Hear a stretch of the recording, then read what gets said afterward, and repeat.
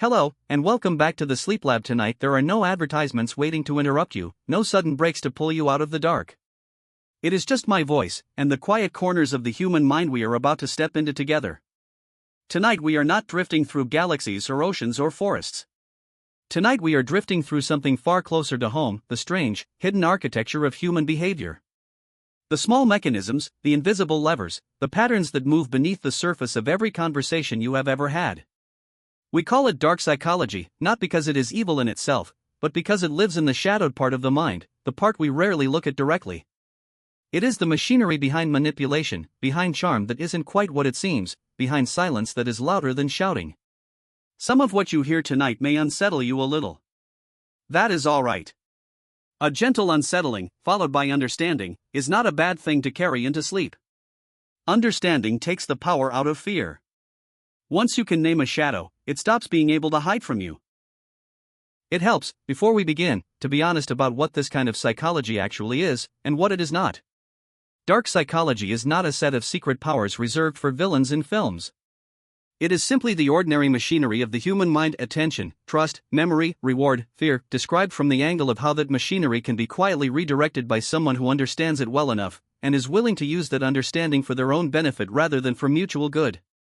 The very same mechanisms we will explore tonight also explain why a good friend's kindness feels so warm, why a loving parent's consistency feels so safe, why trust, once genuinely earned, feels so different from trust that was simply engineered. Nothing about these patterns is supernatural. They are simply well-documented, heavily researched corners of psychology, studied for decades in laboratories, clinics, and courtrooms, long before they ever found their way into late-night conversation. Knowing how a lock works does not make a person a thief. It makes them far harder to lock out of their own life. So if you find this kind of journey worthwhile, a quiet like, a subscription, or a thought left below helps this small lab keep its lights on for other sleepy minds to find their way here. But for now, there is nothing you need to do except settle in. Let your shoulders drop. Let your breathing slow. Let your eyes rest, even if they stay open a little while longer. 13 secrets are waiting for us tonight, one by one, like doors along a quiet hallway. We are going to open each one slowly, look inside without fear, and then close it gently before moving to the next. Let's begin. Secret 1, the Dark Triad hiding in plain sight. There is a name in psychology for a cluster of traits that, together, form one of the most quietly dangerous personality patterns known to science. It is called the Dark Triad, and it is not a diagnosis you will find shouted from a stage or flashing across a warning label. It hides instead inside charm, inside competence, inside the person everyone describes as impressive. The triad is made of 3 separate traits woven into one personality: narcissism, the hunger for admiration and the belief in one's own superiority; Machiavellianism, the cool, strategic willingness to manipulate others as a means to an end; and psychopathy, a chronic shortage of empathy paired with impulsive boldness. Alone, each trait is unsettling. Together, they create something far more effective at moving through the world unnoticed. A person high in all 3 does not usually appear cruel at first glance. They often appear magnetic. They know how to read a room, how to say the right thing at the right moment, how to make you feel chosen. That is precisely the danger. Cruelty that announces itself is easy to avoid. Cruelty that arrives wrapped in charisma slips past every defense you own. Researchers have found that people scoring high on Dark Triad traits are often rated, in short first encounters, as more attractive, more confident, and more likable than the average person in the room. It is only over time, across weeks and months, that the pattern begins to surface: the subtle contempt behind the compliments, the way empathy seems to switch on only when it is useful, the way promises bend the moment they become inconvenient. Psychologists describe this as a mismatch between the mask and the machinery underneath it. The mask performs warmth. The machinery underneath calculates advantage. What makes the Dark Triad especially haunting is how ordinary it looks from a distance. It is not a monster in a story. It is a coworker who always seems to land the credit for someone else's work. It is a partner whose affection seems to rise and fall exactly in proportion to what they need from you that week. It is a friend who remembers your secrets not out of intimacy, but as inventory. Once you learn to notice the signature: charm that never quite reaches vulnerability, warmth that never costs the person anything, apologies that repair the image rather than the harm, the mask becomes strangely easy to see through. And that, more than any warning sign, is the beginning of protection. There is something worth sitting with quietly here. None of the three traits inside the Dark Triad are, by themselves, rare or even inherently harmful. A small dose of narcissism helps a person walk into a room with confidence. A small dose of Machiavellian strategy helps a person negotiate a fair salary without apologizing for wanting one. A small dose of psychopathic coolness lets a surgeon stay steady with a scalpel while someone else might faint. Psychologists studying these traits on a spectrum, rather than as an all-or-nothing switch, have found that most people carry faint traces of all three, and that mild traces are not the danger at all. The danger begins only where the traits cluster together at high intensity, and where empathy, the one ingredient that would otherwise soften them, has gone quiet or missing entirely. This is why the triad is best imagined not as a monster costume a person puts on, but as a dial that, in most of us, sits low, and in a small percentage of people, sits turned uncomfortably high. Long-term studies following people high on these traits through their careers have found an uncomfortable pattern. Many rise quickly into positions of visibility and influence, because the very traits that make them difficult in close relationships, confidence, strategic thinking, fearlessness, read, at a distance, as leadership. It is only the people standing close enough to feel the cost of that leadership who ever see the other side of it. Secret 2, Gaslighting, the slow theft of your reality. Of all the tactics we will walk through tonight, this one works the slowest, and perhaps because of that, it works the deepest. Gaslighting is not a single lie. It is a pattern of small denials, repeated patiently over time, until the target begins to distrust their own memory more than they distrust the person lying to them. The term traces back to a 1938 stage play, later a film, in which a husband slowly convinces his wife she is losing her mind by dimming the gaslights in their home and then denying, calmly and consistently, that anything has changed at all. The horror of the story was never the dimming lights. It was the quiet erosion of her confidence in her own senses. Modern gaslighting rarely looks so theatrical. It sounds ordinary. That never happened. You're remembering it wrong. You're too sensitive. I never said that. Each phrase on its own could be an honest disagreement. Repeated across months, aimed with precision at moments the target already feels uncertain about, the phrases begin to function like erosion on stone, invisible in any single instance, unmistakable over time. Psychologists studying coercive control note that gaslighting is rarely random. It tends to target exactly the areas where a person already carries some self-doubt, because doubt is easier to deepen than to create from nothing. A person who already worries they overreact will hear "you're overreacting" and quietly absorb it, rather than question it. This is why gaslighting so often escalates gradually rather than arriving all at once. An abrupt, obvious lie triggers suspicion. A slow drip of small denials trains the nervous system not to trust its own alarms. Over time, the target may stop voicing concerns altogether, not because the concerns disappeared, but because voicing them has come to feel pointless, even dangerous to their own sense of stability. What makes this tactic so haunting is that its true target is not any single fact. It is the target's relationship with their own perception.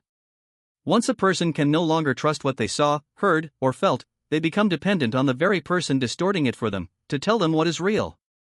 Recovery, researchers note, often begins with something deceptively simple: writing things down. A private record, kept only for oneself, that no one else can quietly edit. It is a small act, but it returns something enormous: a signature, a timestamp, proof that memory was not the thing that was broken. There is also a subtler, quieter cousin of gaslighting that researchers have only recently begun naming clearly: institutional or collective gaslighting, where the denial does not come from a single person but from an entire surrounding system that seems to agree the target's perception is wrong. A workplace where everyone insists a toxic environment is simply how things are. A family where every member has quietly agreed, without ever discussing it directly, to describe a difficult relative's behavior as harmless eccentricity rather than harm. In these wider versions, the target faces something even more disorienting than a single liar. They face a chorus, and chorus of agreement feels, to the nervous system, almost indistinguishable from objective truth. Psychologists studying whistleblowers and people who eventually leave high control groups often describe a specific, almost physical sensation at the moment collective gaslighting finally breaks, a kind of vertigo, followed by an unexpected lightness, as the private record they had been quietly keeping in their own mind finally gets to stand on its own again, without needing anyone else's permission to be true. That lightness, more than anything else, is often the first real sign that the fog is lifting. Secret 3, Love Bombing. When affection is a trap, imagine meeting someone who seems to adore you almost instantly. The compliments arrive constantly. The attention feels overwhelming in the best possible way. Messages come at all hours, not out of anxiety but seemingly out of pure, effortless devotion. Within weeks, sometimes days, they are speaking of a future together with a certainty that feels almost dizzying. This is love bombing, and it is one of the more deceptive tactics in the dark psychology toolkit precisely because it feels, from the inside, like being loved rather than being managed. Psychologists define love bombing as an excessive, disproportionate display of affection and attention early in a relationship, deployed not organically but strategically, to create dependency at a speed that outpaces normal trust building. Healthy affection tends to grow in proportion to genuine knowledge of a person, their habits, their flaws, their contradictions. Love bombing skips that slow architecture entirely. It offers the reward of deep intimacy before any of the vulnerability that would normally earn it. The brain, flooded with novelty and validation, responds the way it would to any powerful reward. It wants more, and it begins to organize itself around the source of that reward. This is why the tactic so often works even on people who consider themselves cautious. It is not a failure of judgment. It is closer to a hijacking of the reward system itself. What makes love bombing especially unsettling is its second phase, the one rarely mentioned during the flood of affection. Once dependency is established, the intensity typically begins to withdraw, not all at once, but in waves. Attention becomes conditional.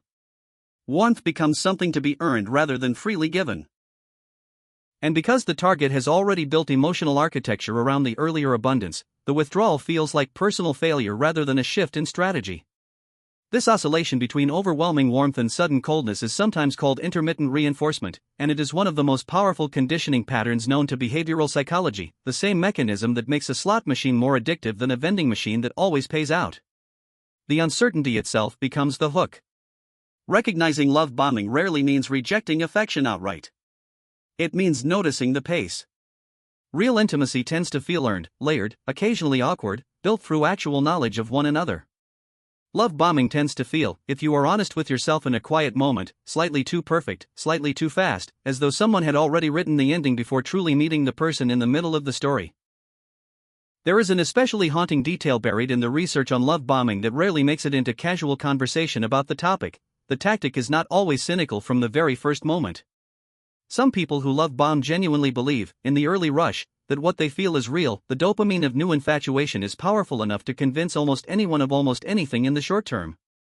What separates a love bomber from someone simply falling hard and fast is what happens once the target shows the first sign of being a real, complicated, occasionally inconvenient person rather than the flawless fantasy the early affection was built around. A person capable of ordinary, sustainable love adjusts to that complexity. A love bomber often punishes it, consciously or not, because the fantasy version was always the actual object of their attachment, not the person underneath it.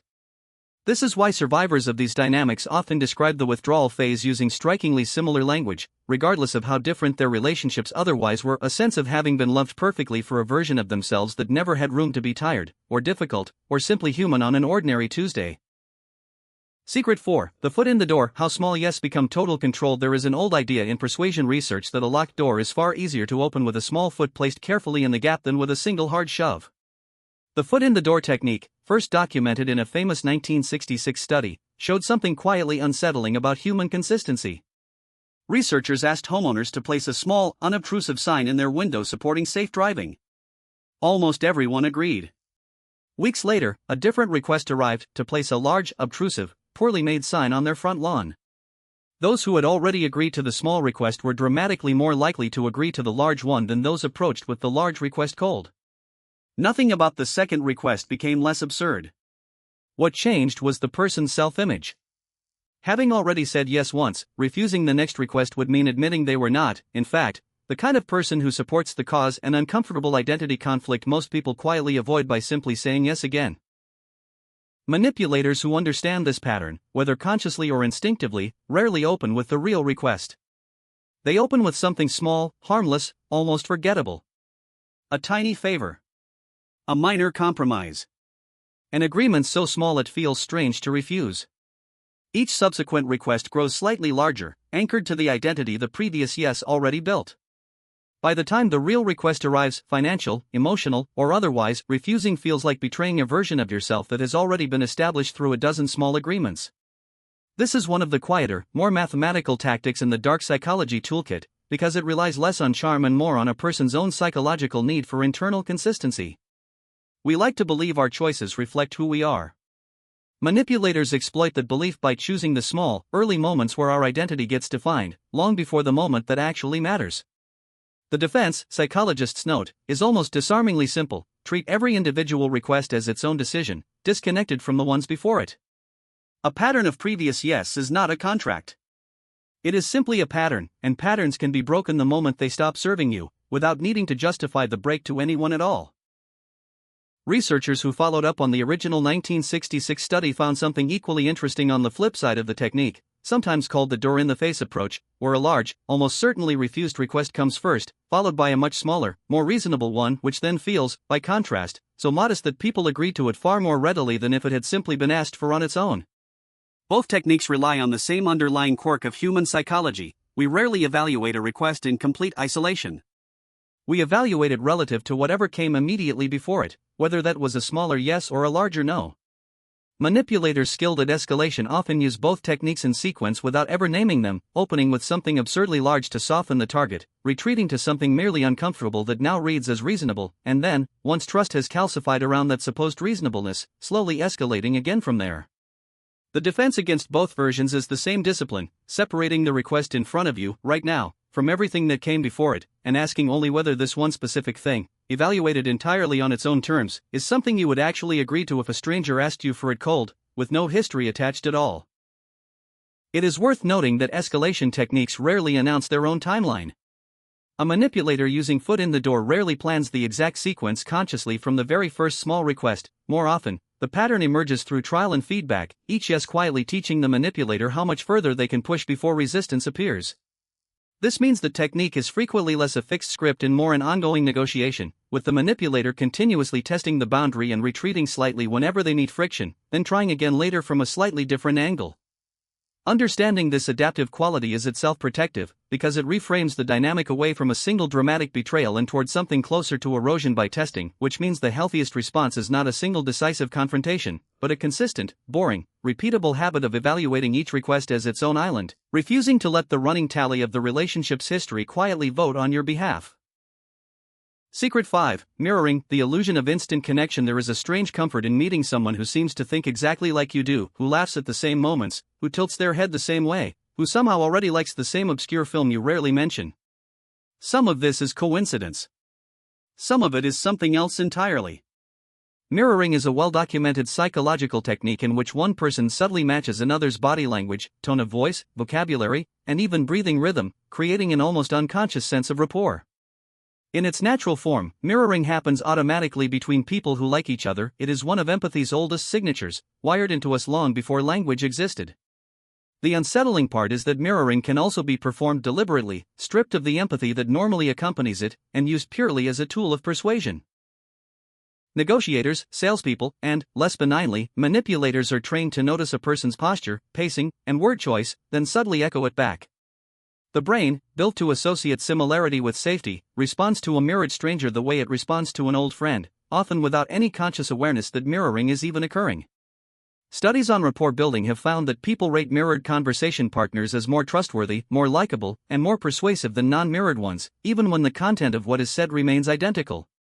The trust is manufactured entirely through form, not substance. This is what makes mirroring so quietly effective as a manipulation tool. It never touches the content of an argument at all. It works beneath the argument, on the nervous system's basic pattern matching instincts, long before conscious reasoning has a chance to evaluate anything being said. A skilled manipulator using mirroring does not need to convince you of anything difficult. They simply need you to feel, in your body before your mind catches up, that they are already someone you know. The tell, when it exists, tends to appear in inconsistency. Genuine rapport deepens naturally and holds up across contexts, across moods, across disagreements. Performed mirroring often frays the moment the mirrored person disagrees or becomes inconvenient. The echoing stops, sometimes abruptly, once its purpose has been served, revealing that the reflection was never really about connection at all. Interestingly, some of the earliest formal research into mirroring did not come from studies of manipulation at all, but from studies of infants and their caregivers, where researchers noticed that healthy attachment is built, in its earliest form, almost entirely through mirrored expression, a mother's face reflecting a baby's own emotions back at it, teaching the infant, essentially, that its internal states are seen and real. This origin matters, because it explains exactly why mirroring feels so profoundly safe when we encounter it as adults. it is quietly reactivating one of the very first templates the nervous system ever learned for what safety and being known feel like. Manipulators who use mirroring deliberately are, in a strange sense, borrowing a signal meant for infancy and repurposing it for strategic advantage in adult relationships, which is part of why the sense of instant closeness it produces can feel so disproportionate to how little the two people actually know about each other. The body remembers the shape of the signal long before the mind has gathered enough evidence to trust it. Secret 6. Manufactured scarcity. Why urgency silences reason. Somewhere in the architecture of the human mind sits an ancient alarm system built for a world where resources were genuinely, physically limited, a world of scarce food, scarce shelter, scarce allies. That alarm system never fully updated for modern life, and it can still be triggered with remarkable ease, even when nothing about the situation is actually urgent at all. Scarcity, real or manufactured, activates a fast, instinctive decision-making mode, and fast decision-making tends to bypass the slower, more skeptical parts of the brain that would otherwise ask careful questions. This is why the phrase "only a few left" or "this offer expires tonight" or, in interpersonal manipulation, "I don't know how much longer I can wait for you" produces such a disproportionate emotional pull. The mind is not weighing the actual stakes. It is responding to an ancient signal that says act now, think later. In relationships, manufactured scarcity often appears as a kind of emotional withdrawal used strategically, a partner who becomes suddenly less available, more distant, more ambiguous about the future, precisely at moments when the relationship's momentum might otherwise slow down enough for the other person to think clearly. The distance is not accidental. It recreates, artificially, the exact hunger that scarcity is designed to produce. The target, sensing something they value slipping away, becomes more eager, more accommodating, more willing to overlook red flags they might have noticed under calmer circumstances.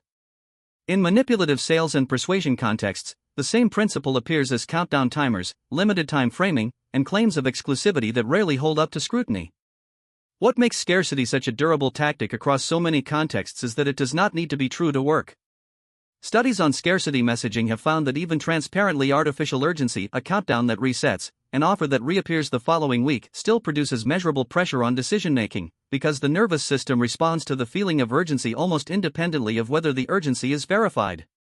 The antidote researchers point to is almost embarrassingly unglamorous: a deliberate pause.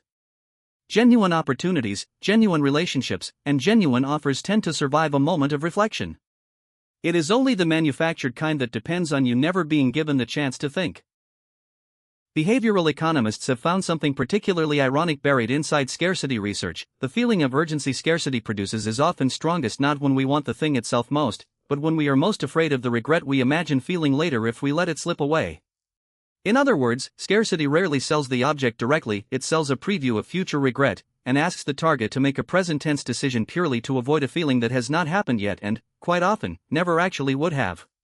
This is why scarcity works even on people who, if asked directly, would say the item or the relationship in question is not actually essential to their happiness.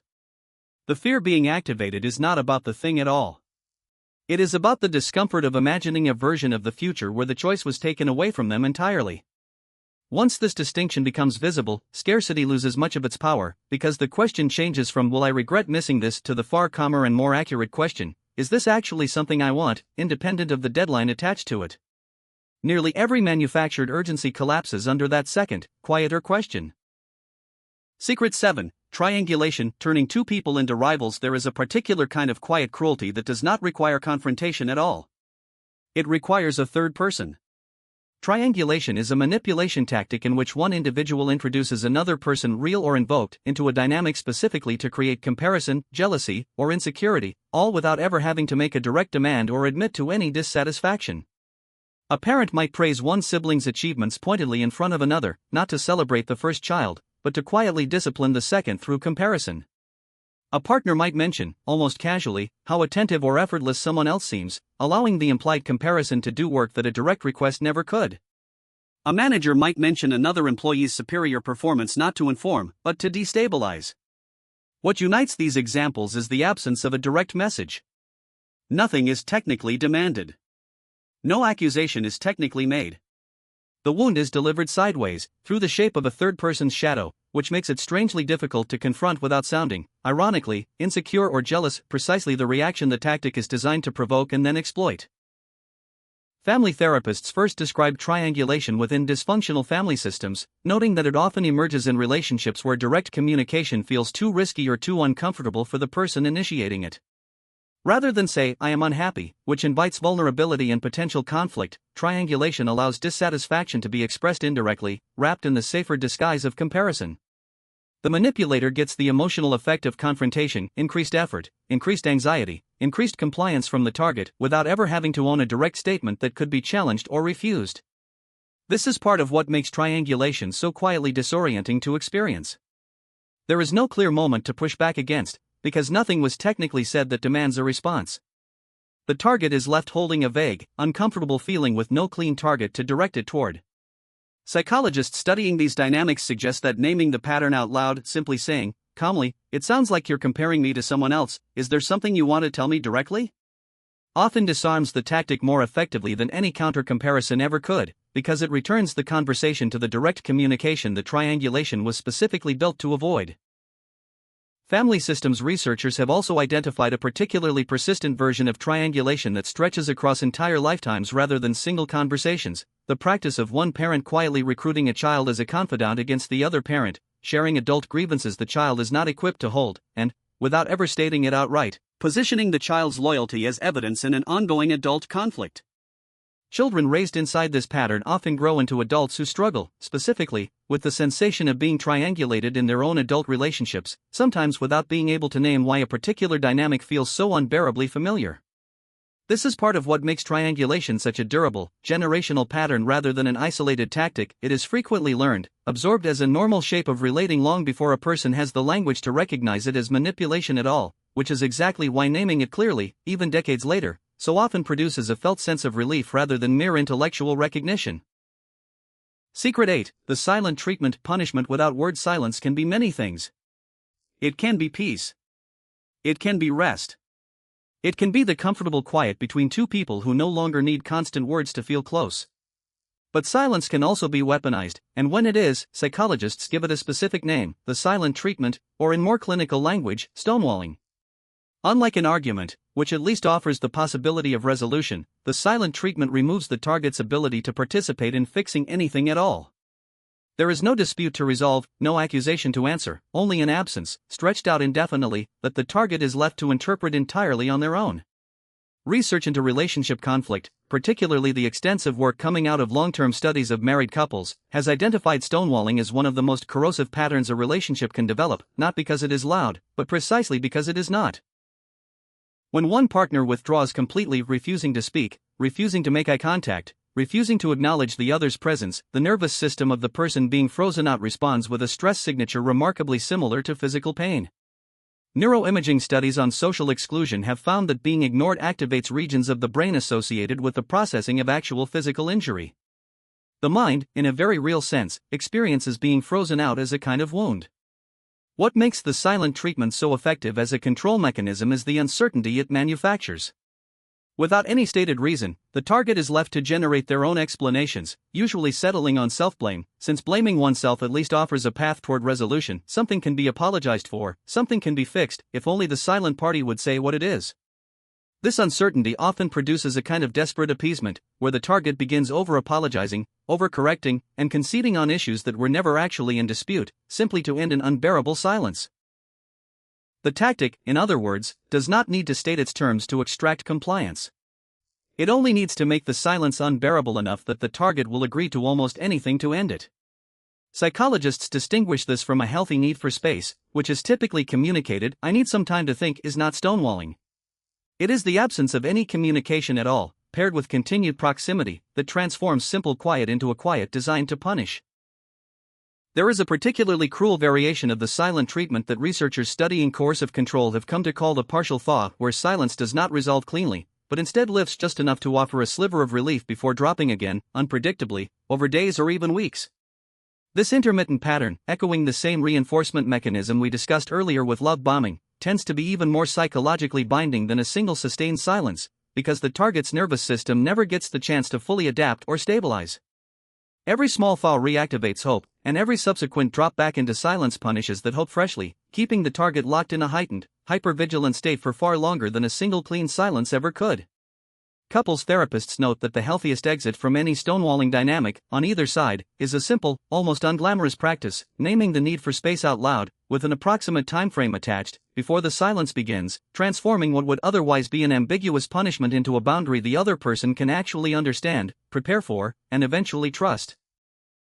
There is also a physiological layer to stonewalling that researchers only fully mapped in recent decades. When one partner shuts down completely mid-conflict, their heart rate and stress hormones often spike well above the level that a normal, spoken disagreement would produce, even though the person appears outwardly calm and unreactive.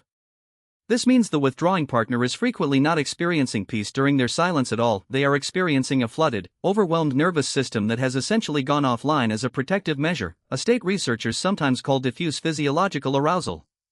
This detail does not excuse stonewalling as a control tactic when it is used deliberately and repeatedly, but it does complicate the picture in cases where the silence is closer to genuine overwhelm than calculated punishment.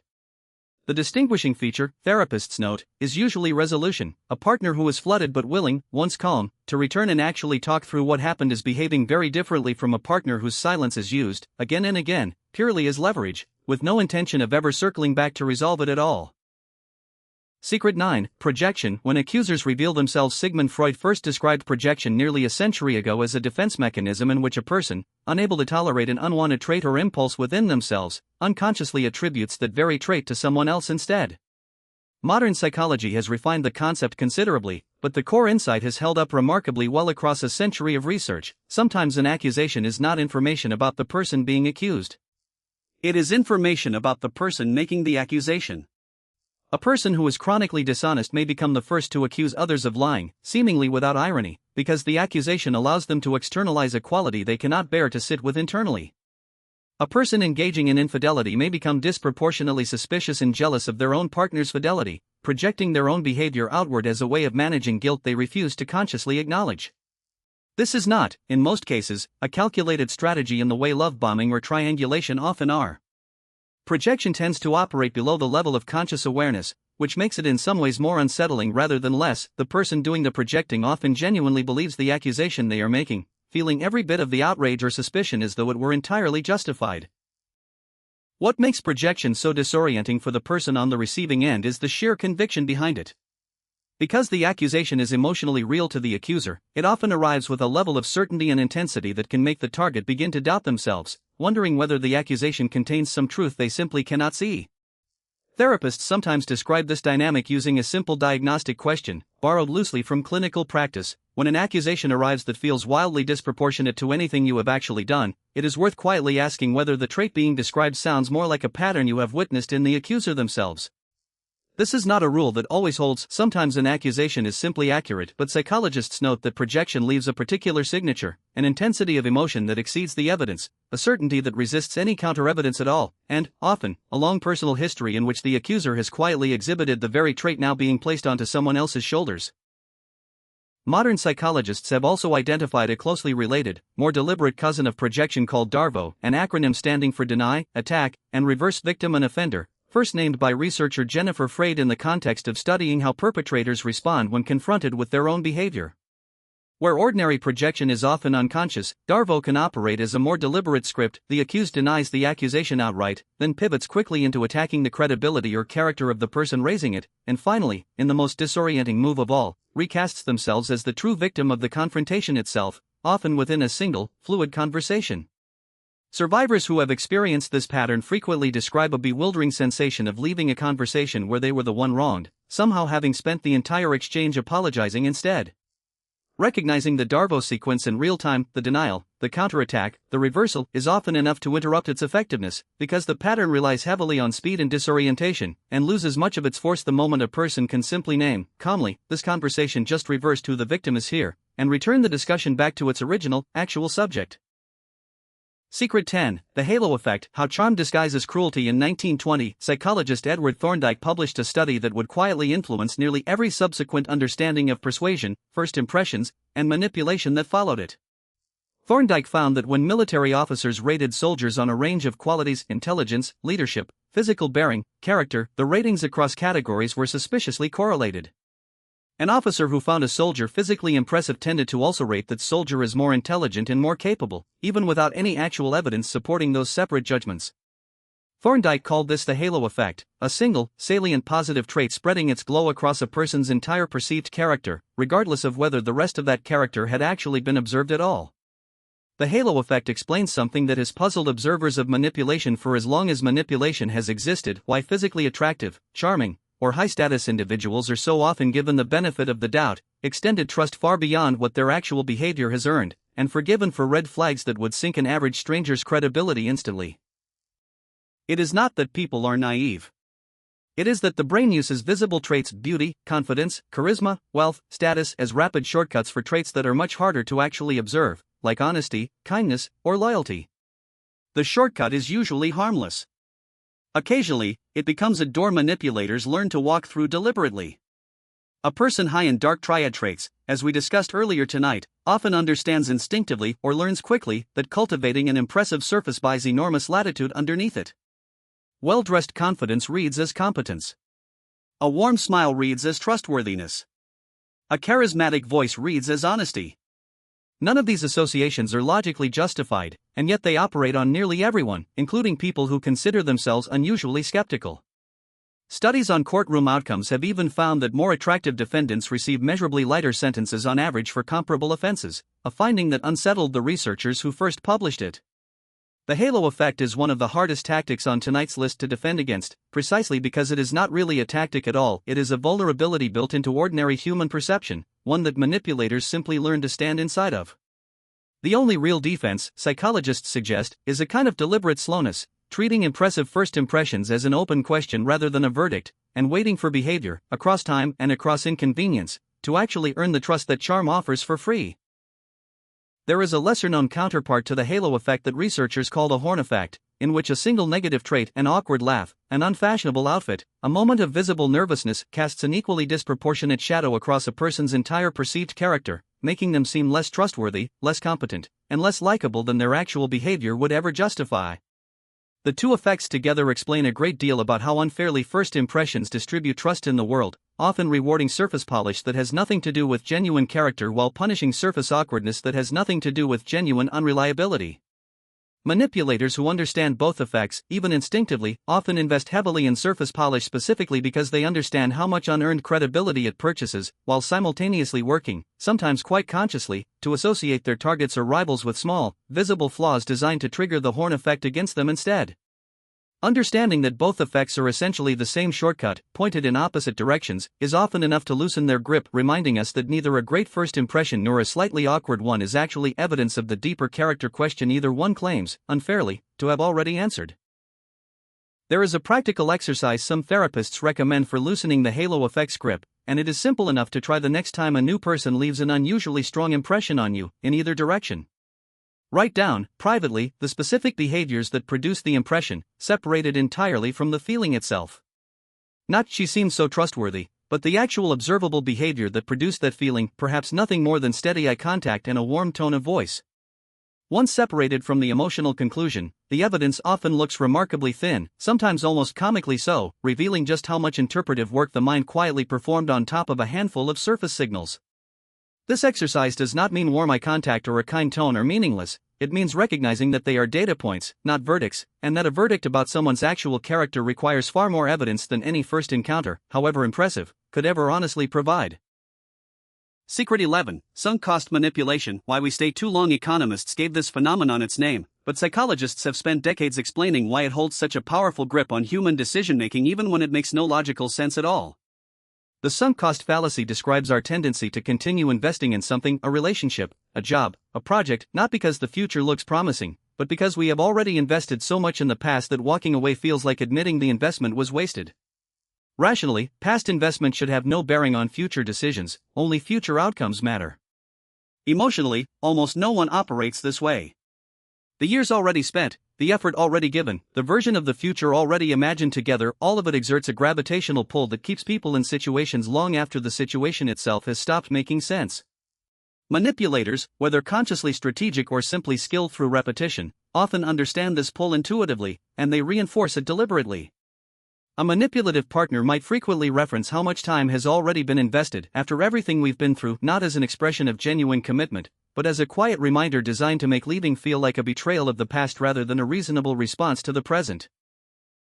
A manipulative employer might reference years of loyalty to discourage an employee from seeking better conditions elsewhere, reframing a simple economic decision as a moral one. The tactic works because it redirects attention away from the actual question, is this situation good for me now, and likely to be good for me going forward, toward an entirely different, emotionally loaded question, would leaving mean the past was wasted?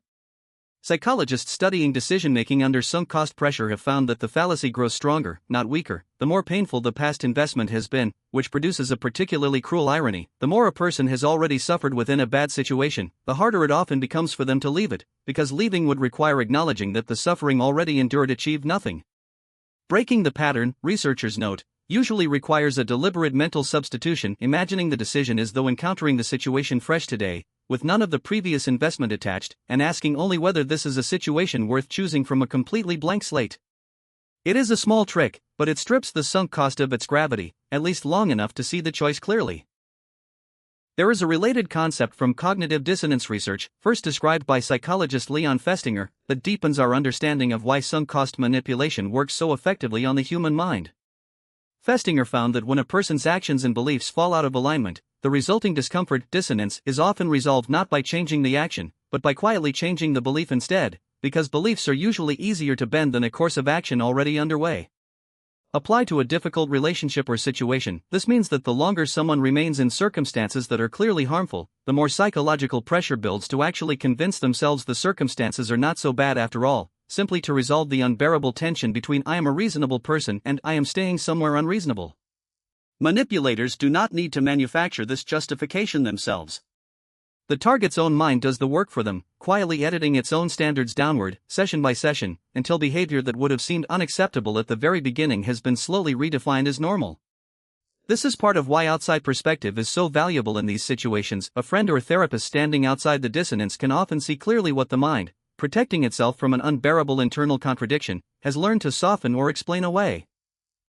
Secret 12, Learned Helplessness, The Cage with No Walls. In the late 1960s, psychologist Martin Seligman conducted a series of experiments that would go on to reshape our understanding of depression, abuse, and control. Dogs exposed to mild, unavoidable electric shocks eventually stopped trying to escape them, even after being moved to an environment where escape had become simple and obvious. Having learned, in an earlier context, that their actions had no effect on the outcome, the animals generalized that lesson far beyond the original situation, giving up even when the cage door was, quite literally, standing open. Seligman called this learned helplessness, and the discovery, uncomfortable as its origins were, went on to illuminate something profoundly important about human behavior in abusive or controlling relationships. When a person is repeatedly punished regardless of what they do, praised one day for the exact behavior punished the day before, met with unpredictable and seemingly unrelated consequences no matter how carefully they try to comply, they eventually stop trying to influence the outcome at all. This is not weakness.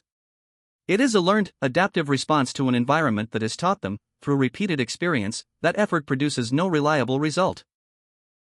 This is one of the most haunting mechanisms behind why people remain in genuinely harmful situations far longer than outside observers can easily understand. Friends and family often ask, with real bewilderment, why someone simply doesn't leave. The question assumes that the person trapped inside the dynamic still believes leaving, or even resisting, would change anything, a belief that controlling relationships are specifically, if not always consciously, structured to erode over time. The unpredictability itself is often the mechanism. A controlling partner who is inconsistent, sometimes warm, sometimes cold, with no clear pattern connecting the target's behavior to which version shows up, creates exactly the conditions Seligman's original experiments identified as most effective at producing helplessness. The target cannot find the pattern because, in a meaningful sense, there often isn't one to find. Recovery from learned helplessness, therapists note, tends to require deliberately engineered small successes, tiny actions with clear, visible, positive outcomes, rebuilding the basic belief that effort and result are connected again, one small proof at a time. It is slow work, but it works precisely because it directly repairs the mechanism that was broken in the first place. Seligman himself, decades after his original experiments, became fascinated by an unexpected finding buried in his own data: not every dog exposed to unavoidable shocks developed learned helplessness. A meaningful minority never gave up trying to escape, regardless of how many times their efforts failed to produce results. This observation eventually helped launch an entirely new field within psychology, now generally called positive psychology, dedicated to understanding what separates those who resist helplessness from those who succumb to it. The research that followed identified a trait now commonly called explanatory style, essentially, the internal story a person tells themselves about why bad things happen. People who explain setbacks as temporary, specific, and externally caused tend to resist learned helplessness far more successfully than those who explain setbacks as permanent, pervasive, and reflective of some fixed personal flaw. This matters enormously for anyone who has experienced a controlling relationship, because it means the goal of recovery is not simply escaping the situation itself, but consciously, deliberately rebuilding a more accurate and more generous explanatory style afterward, relearning, piece by piece, that a specific bad relationship was a specific bad situation, not proof of some permanent, personal unworthiness the mind may have quietly absorbed while trapped inside it. Secret 13, the bystander effect, why a crowd feels safer than a single witness. We close tonight with a secret that lives not inside a single manipulator's mind, but inside the space between many observers, none of whom individually intend any harm at all. In 1964, a young woman named Kitty Genovese was murdered outside her apartment building in New York City, an event that later, through subsequent research and considerable journalistic embellishment, came to symbolize a chilling psychological phenomenon. The more witnesses present during an emergency, the less likely any single one of them is to intervene. Psychologists John Darley and Bibb Latané formalized this into what is now called the bystander effect, demonstrating through a series of now classic experiments that individuals were dramatically more likely to help someone in distress when alone than when part of even a small group. The mechanism behind this is called diffusion of responsibility. When only one witness is present, the full weight of responsibility to act rests on them alone, unambiguous and undeniable.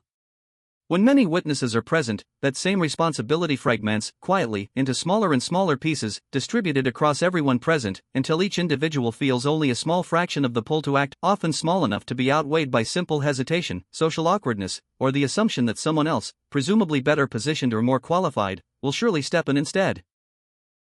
This is the secret manipulators and abusers have long understood, whether or not they could name the psychology behind it. Harm committed in public, surrounded by witnesses, is often statistically safer than harm committed in true isolation.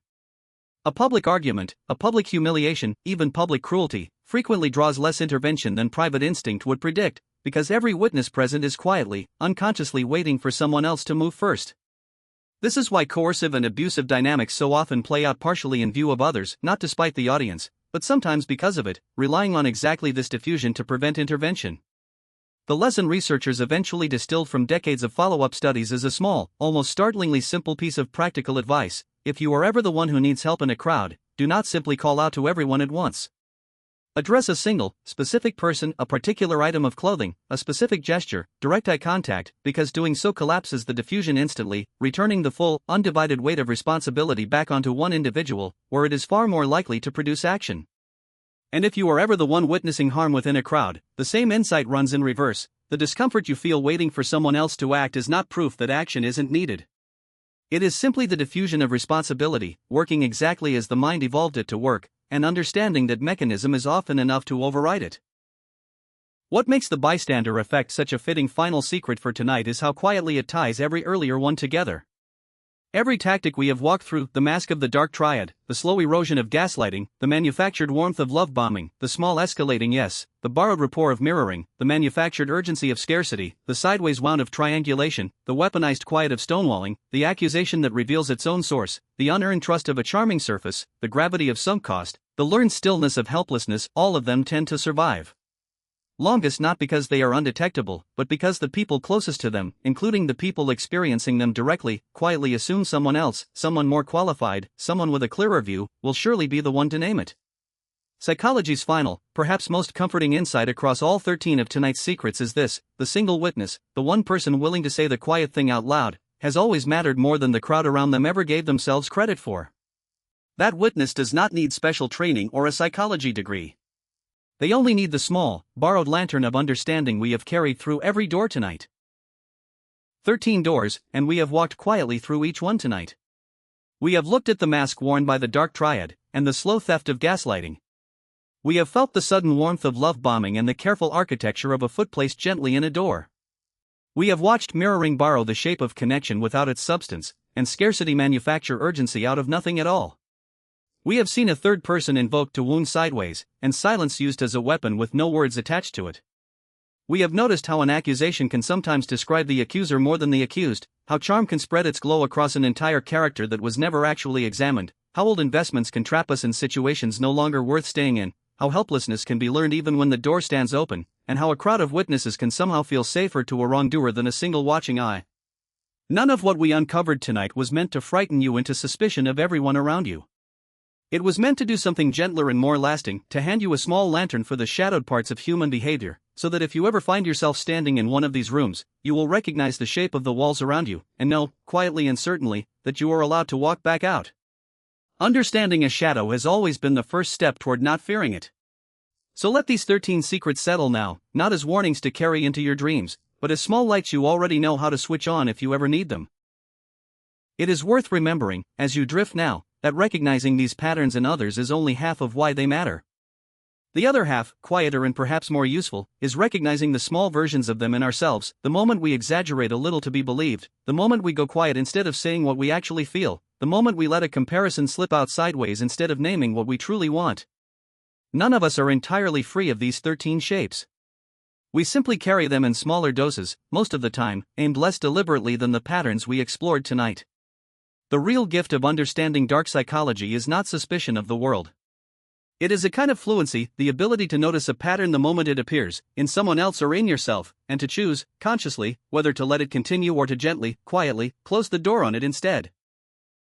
If tonight's journey through the mind was worth your time, a like, a subscribe, or a thought left below helps the Sleep Lab stay open for the next quiet mind that finds their way here. And if you are still awake, there is another door waiting just beyond this one, ready whenever you are. But for now, let your thoughts grow slow and soft. Let the 13 doors close gently behind you, one by one. Let your body sink a little deeper into stillness. Sleep well. And good night.